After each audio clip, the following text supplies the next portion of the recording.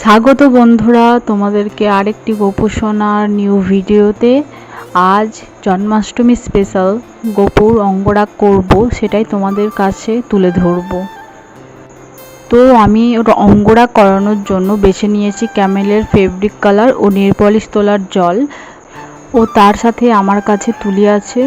ও রং করার পরে যে প্রাইমারটা দিতে হবে, সেই প্রাইমারটা আমি বেছে নিয়েছি। 20 টাকা দাম পড়েছে। যে কোনো তুমি দোকানে গিয়ে বলবে, তাহলে তুমি পেয়ে যাবে। ও একটুখানি জল নিয়েছি, ওয়াটার কালার বলে জলের প্রয়োজনই হবে। ও প্রাইমারটা আমি নেল পলিশের প্রাইমারটিকে বেছে নিয়েছি, ঠিক আছে।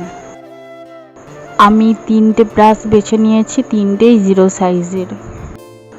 আর তোমরা যদি পুরো ক্যামেলের ফেব্রিক কালারের পুরো ফাইলটা না কিনতে পারলেও এমনি দোকানে গিয়ে তুমি বললেও একটা করে কোটোর দাম 25 টাকা পড়বে। আমাদের এদিকে 25 টাকা নেই, তোমাদের ওইদিকে 30 টাকাও হতে পারে, 5 টাকা বেশি কম হতে পারে। এই দেখো আমার গোপুসোনা এবার অঙ্গরাগ করবে। আমার ভিডিও তোমাদের ভালো লাগলে অবশ্যই লাইক, কমেন্ট অ্যান্ড সাবস্ক্রাইব করবে এবং অল নোটিফিকেশন অন করে দেবে, যাতে আমি কোনো ভিডিও ছাড়লেই প্রথম নোটিফিকেশন যেন আপনার কাছে চলে যায়। অঙ্গরাগ করাতে গেলে প্রথম কাজই হলো গোপুর সব সিঙ্গার খুলে রাখতে হবে, না হলে তো অঙ্গরাগ করানো যাবে না। তাই আমি ওর হাতের, পায়ের, কানের সব খুলে নিচ্ছি। এইবার আমি নেল পলিশ তোলার জলটি দিয়ে গোপুসোনার আগের অঙ্গরাগটিকে তুলে ফেলবো ভালো করে।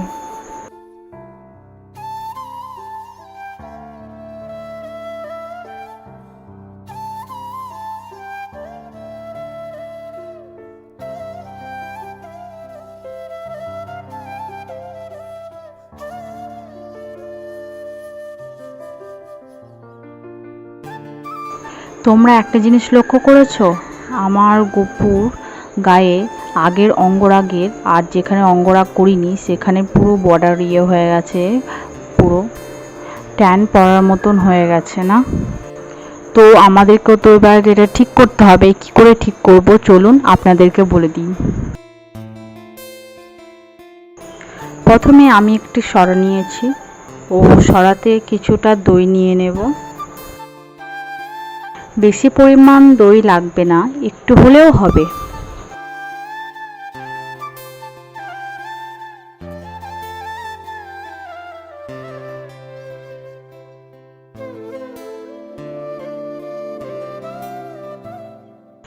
এই দইয়ের সাথে আমি আরও যা যা দেব গোপালের সেবায়, সেটি হলো তিলক মৃত্তিকা, ও কোনো কিছু দিতে গেলে গোপালের সেখানে তুলসীপত্র আবশ্যিক দরকার লাগবেই, তাই তুলসীপত্র আর কিছু বেসন লাগবেই।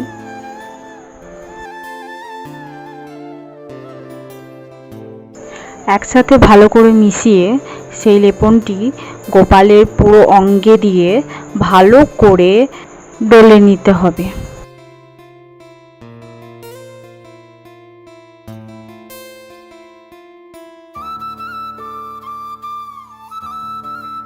আমি এইভাবে করতে করতে পুরো 10 থেকে 15 মিনিট পর্যন্ত করেছি, তারপরে খুব ভালো রেজাল্ট পেয়েছি, তোমাদেরকে সেটাও দেখাবো।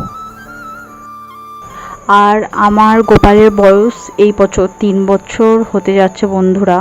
ও আমরা সেবা দেওয়ার মধ্যে দিয়ে বুঝতে পারি না যে কখন আমাদের গোপাল সোনার গায়ে কি হয়ে যাচ্ছে, মানে কোনো জায়গায় ছোপ ছোপ হয়ে যায়, কোনো জায়গায় যেরকম আমি দেখালাম আমার গোপালের টানের মতন পড়ে গেছে, ঠিক আছে। এবার সেটি পরিষ্কার করার জন্য আমাদেরকে এই রকম পদ্ধতি করতেই হবে।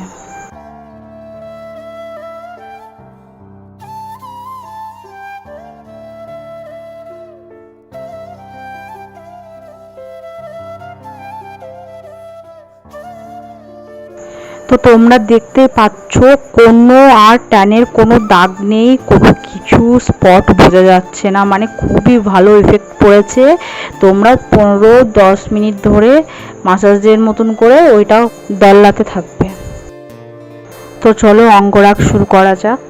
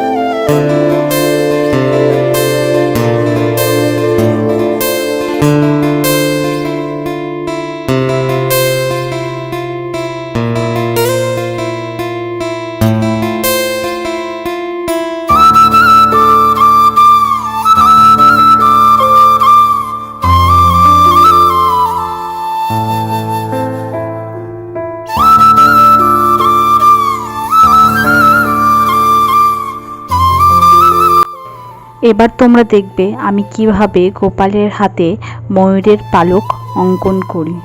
খুবই সহজে, শুধু 3টে রং দিয়েই তুমি ময়ূরের পালক এঁকে নিতে পারবে।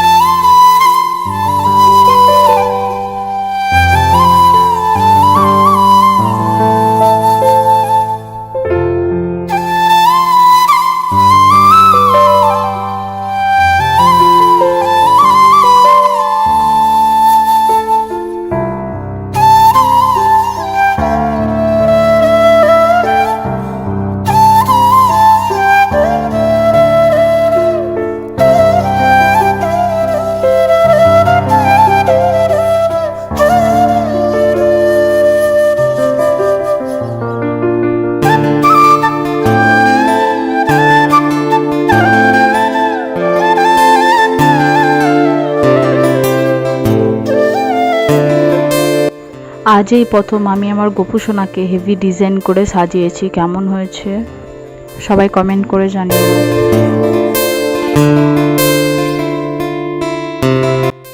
আজকের জন্য রাধে রাধে, আবার দেখা হবে পরের ভিডিওতে।